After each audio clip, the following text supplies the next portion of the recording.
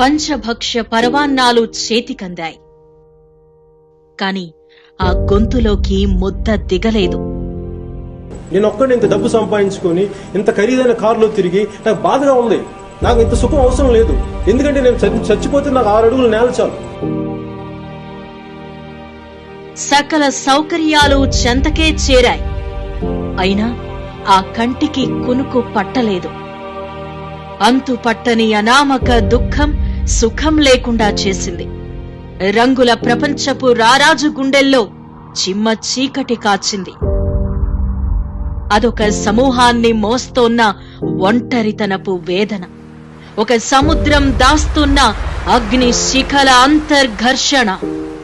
ఊళ్ళలో నాకు స్థలాలు కావాలి, ఇంకెన్ని పొలాలు కావాలి, సంపాదించుకున్న ఆశ అయితే మటుకు నాకు ఖచ్చితంగా లేదు. ఎందుకంటే ఒకే ఒక జీవితం ఉంది.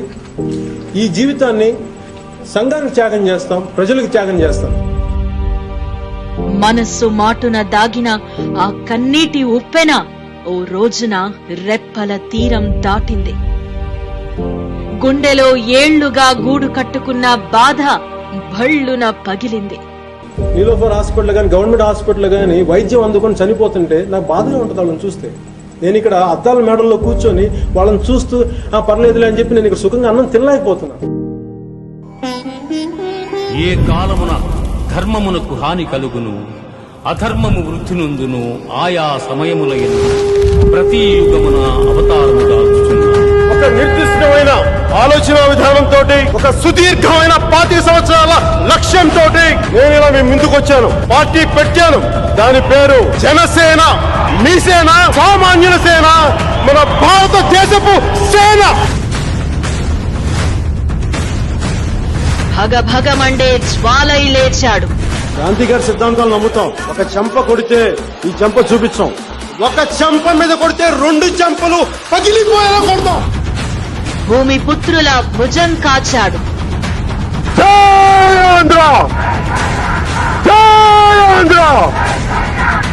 ఈ నినాదంతో ముందుకెళ్ళడం మీకు ఎవరు అడ్డం వస్తాడో నేను చూస్తాను. ఆడబిడ్డల ఆప్తుడయ్యాడు.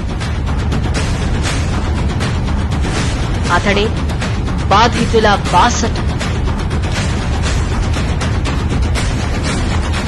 పీడితుల బావుట. పట్టుకొని మనమే ఒక సైన్యం. మన గుండెల్లో ధైర్యం. భయపడతాం అనుకుంటున్నావా మీరు? మీ గుండెలకి ఉడుకులెత్తురు ఉన్న సలసల కాగుతున్న యువత కావాలి. మనందరం కలిపి పిడికిడి మట్టే కావచ్చు, కానీ మనం చెయ్యెత్తితే ఒక దేశపు జెండా గుణంత పొగరుంది.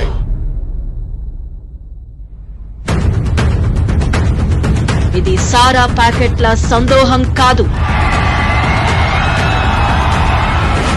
ఇవి బిర్యానీ బిగువుల బీరాలు కావు.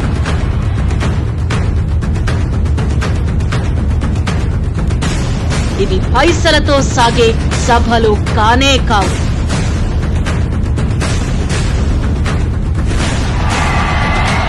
ఇది కోటెత్తిన అభిమాన సంద్రం.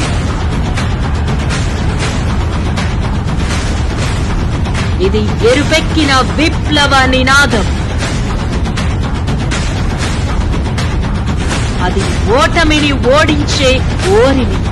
ఇది కూటమిని గెలిపించే చెలిమి. ఆంధ్రావని సేనాని.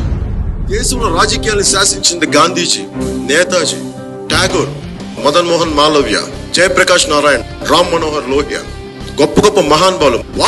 వాళ్ళని చూసి మనం మాట్లాడగలిగే పాలిటిక్స్ ఎవడో స్కాములు చేసినోడు, దోపిడీలు చేసినోడు, జైలుకి వెళ్ళినోళ్ళు, వీళ్ళ మనకి రోల్ మోడల్స్.